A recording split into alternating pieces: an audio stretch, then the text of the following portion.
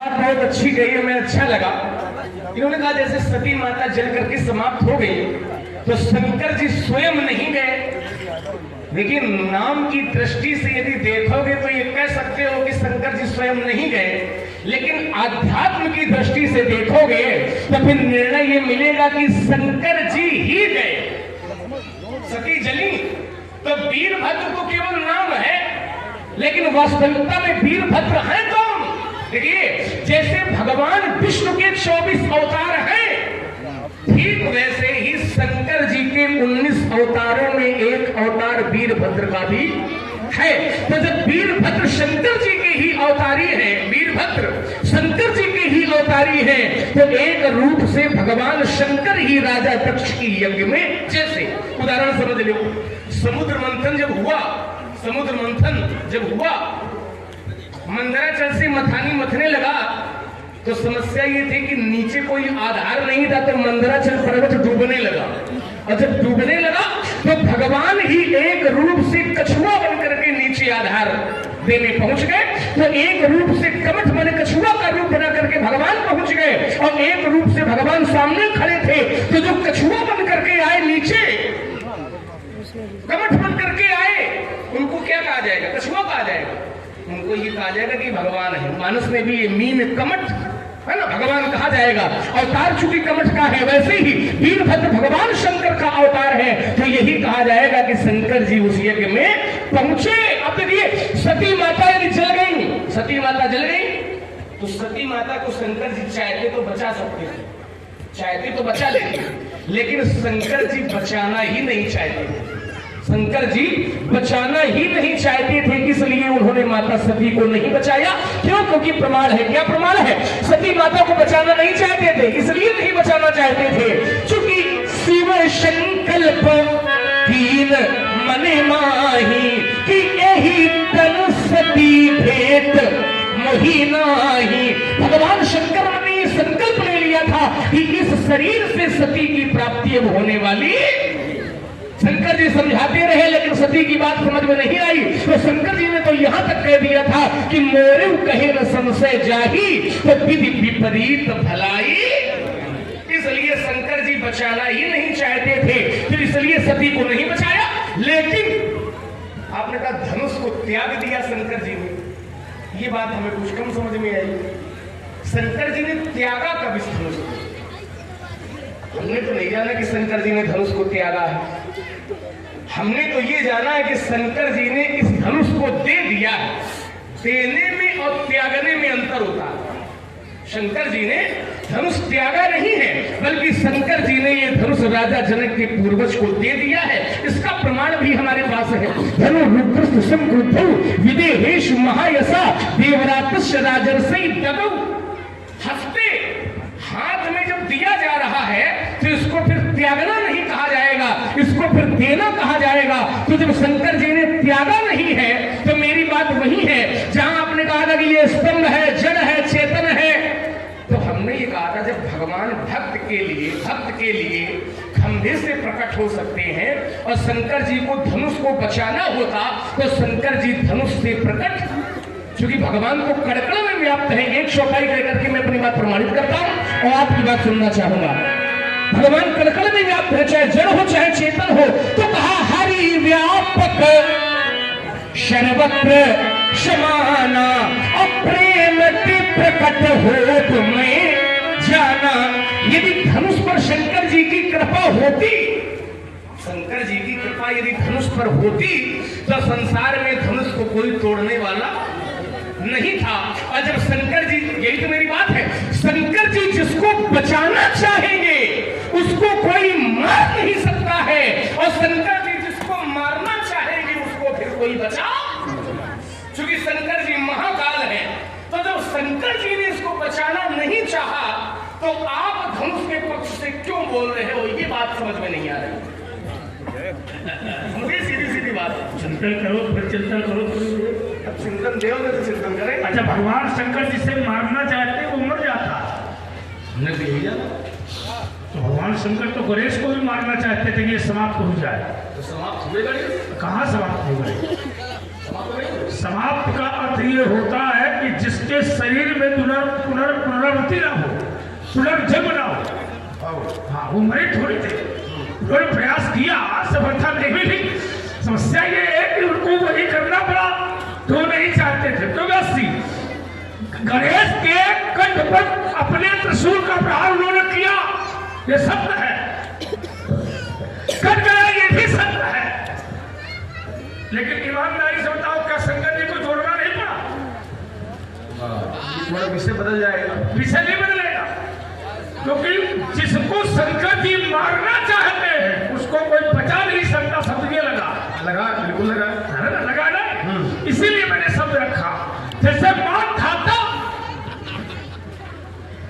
चाहते थे कि ये मर जाए, लेकिन नहीं मर सकता था। जैसे भस्मासुर शंकर जी चाहते थे क्या कि ये मर जाए, भस्म हो जाए, लेकिन स्वयं नहीं कर पा रहे थे। अच्छा, ये बात का है, यही बात है ही है। अगर शंकर जी ने वरदान दे दिया था और वो जिसके ऊपर हाथ रखेगा वही भस्म हो जाएगा, अच्छा वो शंकर जी के पीछे लग गया तो फिर किसने बचाया? फिर भगवान विष्णु ने मोहिनी का रूप बनाया। विचार करो, भगवान ने विष्णु ने मोहिनी का रूप बनाया और उस मोहिनी के रूप ने शंकर जी के बाण बचाया। थोड़ा गड़बड़ है महाराज, नहीं गड़बड़ है तो उसको देखो, जब तक हम गड़बड़ नहीं देंगे तुमको तब तक तुम मिलाओगे क्या? नहीं, केवल इतना कहना चाहते हैं हाँ कि आपने कहा भगवान विष्णु ने मोहिनी का रूप बनाया, लेकिन मोहिनी का रूप नहीं बनाया भगवान विष्णु ने। अच्छा, वहां से जोड़ रहे हो, वहां से जोड़ के हम ही आ जाएंगे। अब रूप वही है, कहाँ आ जाओगे? मोहिनी का रूप तो भगवान ने अमृत और शीश बांटने के समय, मदिरा के समय। अगर पार्वती से जोड़ना चाहोगे, पार्वती से नहीं, कहाँ जोड़ोगे? भगवान विष्णु ने भस्मासुर को भस्म करने के लिए कौन सा रूप बनाया? अब ये चिंतन तुम्हारा इसमें क्या है? तुम्हारा चिंतन तो आ गया कि मोहिनी का रूप। तो तुम्हारे काम मोहिनी का रूप अमृत बांटने के समय भगवान ने बनाया, लेकिन भस्मासुर को भस्म करने में 3 स्थान ऐसे हैं जहाँ भगवान ने रूप बनाए। अच्छा, कौन? एक नारद के समय, कौन पुराण से बोल रहे? अरे अब देखते जाओ को पुराण नारद के समय मोहिनी का वहां न जाओ, वहां जहाँ पर तुम जा रहे हो माया दिवस है बोलूंगा। नहीं, हम केवल वहीं पर भस्मासुर को भस्म करने में कौन सा रूप बनाया? तुम्हारा इसमें चिंतन हमें दो तो जरा पकड़े सो क्या? हमारा चिंतन तो ये है कि भस्मासुर को श्रीमद् भागवत के अनुसार भस्मासुर को भस्म करने के समय भगवान विष्णु ने बटुक ब्रह्मचारी का रूप बनाया था। हो गई बात, इसको प्रमाणित करो जरा। प्रमाणित करें? तुम पहले प्रमाणित करो। ऐसे नहीं कहा तुमने था। देखो, अगर भस्मासुर को भस्म करने के लिए अगर बटुक ब्रह्मचारी का रूप बनाया, थोड़ी बात सुनना, बटुक ब्रह्मचारी का रूप बनाया तो भस्मासुर को भस्म करने के लिए यदि बटुक का रूप भगवान ने बनाया है, चिंता करना, ये तुम्हारा विषय अपना है, तो फिर नृत्य करके कौन दिखा रहा है? क्या नृत्य करके? विचार करो भाई, भस्मासुर भस्म कैसे हुआ?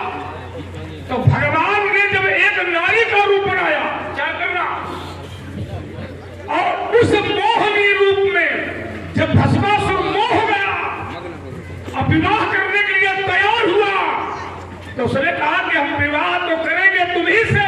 उन्होंने कहा विवाह करना चाहते हैं तो जैसे शंकर जी नृत्य करते हैं वैसे करके दिखाओ। अब चिंतन ये है कि क्या ये बटुक कर सकता? बटुक कैसे? जैसे आप ये कह रहे हो कि भस्मासुर, हम तो ये भी प्रमाणित कर सकते हैं कि उसका नाम भस्मासुर नहीं था। वो पहले कुछ और था, ये ना बताओ, ये ना बताओ। यहाँ से शुरू, भस्मासुर से, भस्मासुर पर रहेंगे। पहली बात तो ये कि भस्म होने के बाद भी उसका नाम भस्मासुर नहीं है। भस्मासुर तो ये लोग कह देते हैं, लेकिन ईमानदारी से उस असुर का नाम था वृकासुर। शकुनी का पुत्र था वृकासुर। उसने भगवान शंकर से ये वरदान मांगा कि मैं जिस पर हाथ रख दूं वो भस्म हो जाए। अब वो जब शंकर जी के पीछे पड़ गया, और समस्या यही कि शंकर जी पर जब समस्या आती तो नारायण ही याद आते हैं। ये सही है, ठीक है। नारायण के पास पहुंचे, संकट लेकर के ये समस्या हमारे सामने है, तो भगवान ने वहां मोहिनी का रूप नहीं बनाया, श्रीमद् भागवत के अनुसार, ठीक है। भगवान ने बटुक का रूप बनाया और उस मार्ग में बैठ गए जिस मार्ग से भस्मासुर आ रहा था। तो भगवान ने उससे वार्ता की कि कहां जा रहे हो, 2 क्षण हमसे भी बात कर लो, बटुक ब्रह्मचारी का रूप बना करके। तो उसने कहा कि मैं शंकर जी पर हाथ रखने जा रहा हूं, जल्दी में हूं। तो उन्होंने कहा 2 क्षण हमें भी समय दो, जल्दी में हूं, शंकर जी पर तुम हाथ रखने जा रहे हो, क्यों रखने जा रहे हो? उसने बताया कि हमें शंकर जी ने वरदान दिया है। तो भगवान जब बोल रहे थे तो उनकी वाणी से इतना माधुर्य छलक रहा था कि भस्मासुर की वाणी के प्रभाव में आता गया। और भस्मासुर से भगवान विष्णु ने यह कहा कि तुम शंकर की बात में आ गए। वो तो भोलेनाथ है, कह देते लेकिन होता नहीं है ऐसा, कह देते होता थोड़ी ऐसा है।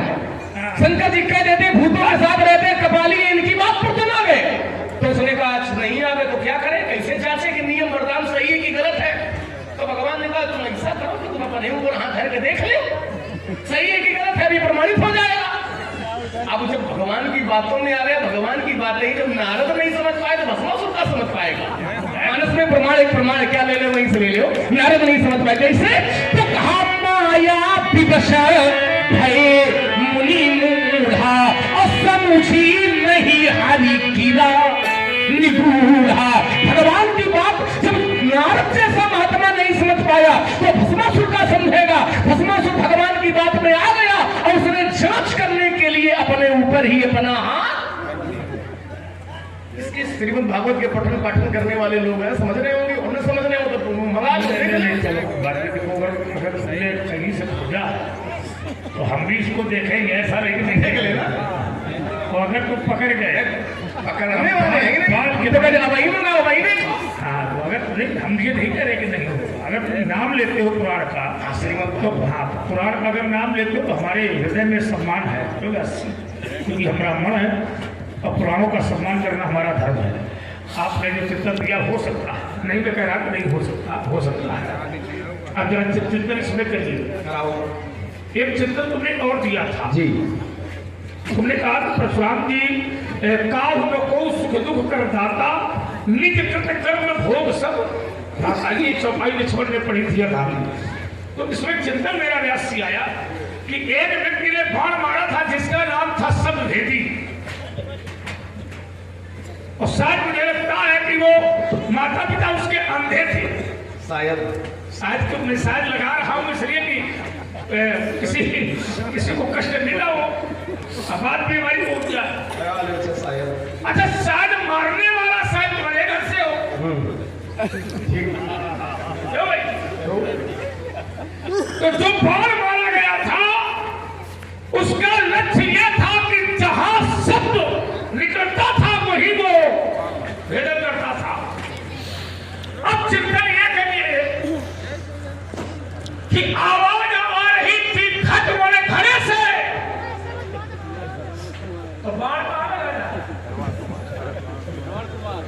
हाँ, जब आवाज वहां आ रही थी तो बाण यहां कैसे? दूसरा कर्म किया किसी और ने, अब होगा किसने? जिसके बाण लगा उसने। इसके बाद जिनको वो कंधे में लिए घूम रहा था उन दोनों ने, भाई जिसका एक पुत्र हो और उसको कोई मृत्यु दंड दे दे, भाई मार दे, वो मर जाए, भोगेगा। अंधे और भोगेगा। अब इसमें बताओ का उनको सुख दुख कर जाता, माने जिसने मारा वो भी भोगेगा और जिसका नहीं जिसका मारा वो भी भोगेगी, क्योंकि यह शांतों में भी भोगा है, क्योंकि आंखें हैं नहीं और सहारा छूट गया। तो अब अपने है क्या? और जिसके पास हाथ हो, पैर हो, पूरा शरीर हो और उसकी दोनों आंखें फूट जाए, क्या है? तो जागृति ने भी भोगा, शांतों ने भी भोगा, श्रवण तो चले गए, और जिसने मारा था वो तो बहुते भोगेगा। हमें ये श्राप नहीं दे रहा है, ये श्राप शांतों ने दिया है। तो फिर ये अधागी कैसे लागू होती है? चौपाई काउ को सुख दुख करता था और निज कृत कर्म करने वाला कोई, भोगने वाले अनेक हो गए।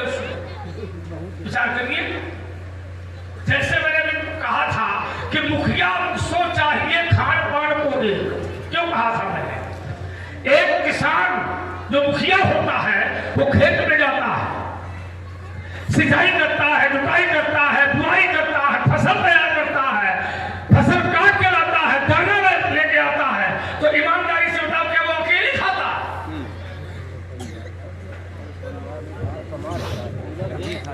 अकेले खाता है वो?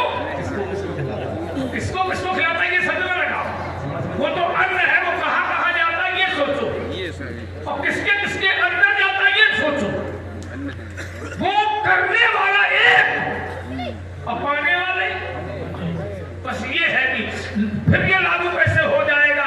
निधि कृत कर्म भोग सफा कैसे हो जाएगा? फिर एक पिता, और एक बात तुम्हारी ये बराबरी की, देखो संसार